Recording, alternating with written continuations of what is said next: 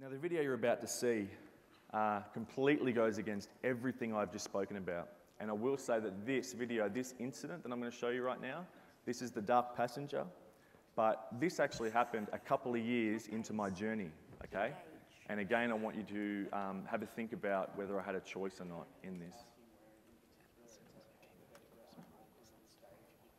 Looking a lot more comfortable moving the ball up and down the court, 21-18, still a three-point ball game. Yeah, and a concern for the Wildcats, as soon as that pressure is broken, they have to have some men back to put out that fire, but at this stage, they don't at all.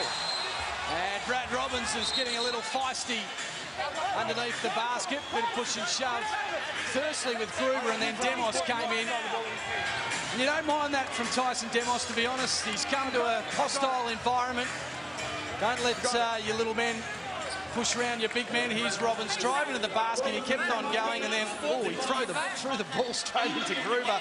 Fair enough too, I suppose, from Demos to come in and have his say. Yeah, at first look, I thought, it's a bit overzealous and probably shouldn't do it, but you've got to back your teammates and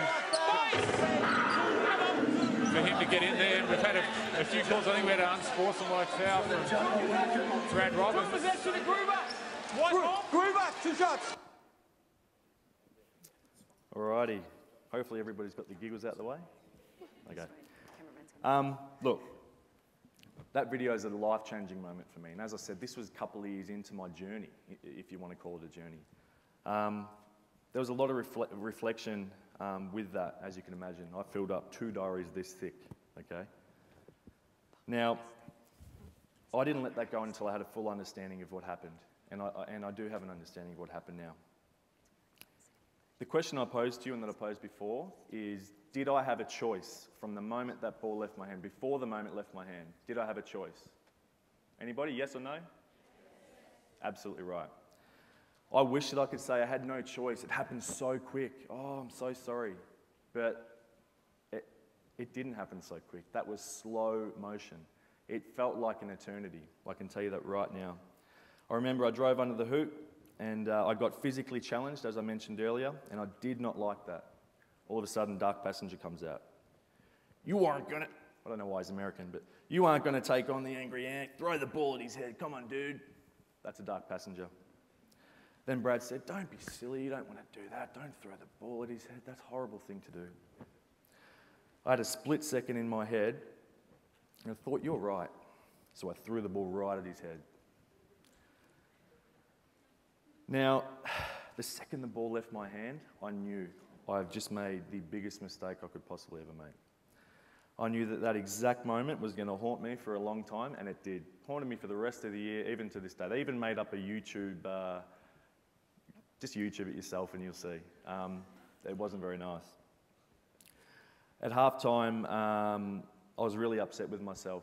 And if you did see from the clip, if you noticed that when they did the zoom in, I threw it, and normally, a few years ago, I would have just run straight up and I would have started another altercation, because that's the dark passenger taking over.